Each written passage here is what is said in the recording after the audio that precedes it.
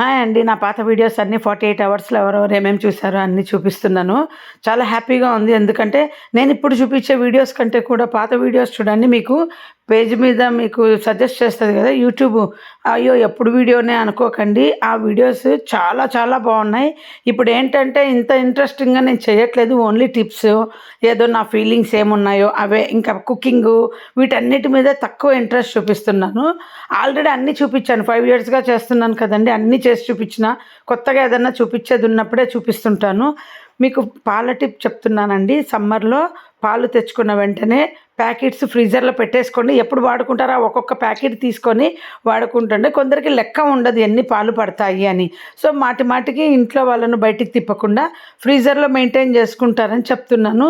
ఒకటైపోతుంటే ఒకటి కిందికి ఒకటి తీసుకోండి, వాడండి. మళ్ళీ పైన నుండి ఒకటి తీసుకోండి. అలా కూరగాయలు స్టోర్ చేసుకున్నట్టు చక్కగా పాలు స్టాక్ పెట్టుకోవచ్చు. సడన్‌గా సమ్మర్‌లో ఇప్పుడు గెస్ట్‌లొస్తారు.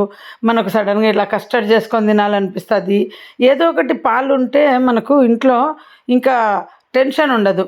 మనం చాలా టెన్షన్స్ తీసుకుంటాం. పాలు లేవు, ఎక్కువ తెచ్చుకుంటే విరిగిపోతాయి. కొన్నిసార్లు గెస్ట్‌లొస్తామంటారు, రారు. ఊర్లకు ట్రిప్పులకొస్తారు, వస్తామంటారు. పెరుగు తోడుపెట్టుకోవడం, క్వాంటిటీ అన్నీ కూడా ఈజీగా ఉంటాయి. ఇంకా కస్టర్డ్ గురించి చెప్తున్నా. ఎవరికైతే గెస్ట్‌లు వస్తా ఉంటే స్వీట్ చేయడం రాదు అనుకునే వాళ్ళు, పాయసాలు అందరికీ వస్తాయి. సేమియా పాయసము ఇవన్నీ వస్తాయి. అవి కాదు, అవి పెట్టండి. కానీ అవి కూడా చేయకుండా చక్కగా స్వీట్ తినని వాళ్ళకు ఈ టిప్ చెప్తున్నాను. ఎందుకంటే నా పెళ్ళైన కొత్తలో నేను స్వీట్ తినేదాన్ని కాదు. కానీ గెస్ట్‌లు వస్తే చాలా టెన్షన్ తీసుకునేదాన్ని. అట్లా అని పాయసం చేయబుద్ధి అయ్యేది కాదు. సో, అప్పుడు నేను నేర్చుకున్నదండి కస్టర్డ్. ఒకరింటికెళ్తే స్వీట్‌కు ఆల్టర్‌నేట్‌గా నేను వాళ్ళ ఇంట్లో కస్టర్డ్ తిన్నాను హైదరాబాద్‌లో. నేనిప్పుడు చెప్పేది 20 సంవత్సరాల క్రిందటి మ్యాటర్. ఇప్పుడేం కస్టర్డ్ నేర్చుకోలే. అప్పుడు ఫస్ట్ టైం వాళ్ళ ఇంట్లో తిన్న తర్వాత ఎట్లా చేస్తావని అడిగి నేర్చుకున్నా హైదరాబాద్‌లో ఉన్నప్పుడు. అంతే. అప్పట్లో కస్టర్డ్ ఏం ఫేమస్ కాదు. నాకు తెలిసి ఇండ్లల్లో చేసుకునే వాళ్ళు కాదు. ఇప్పుడు ఈజీ.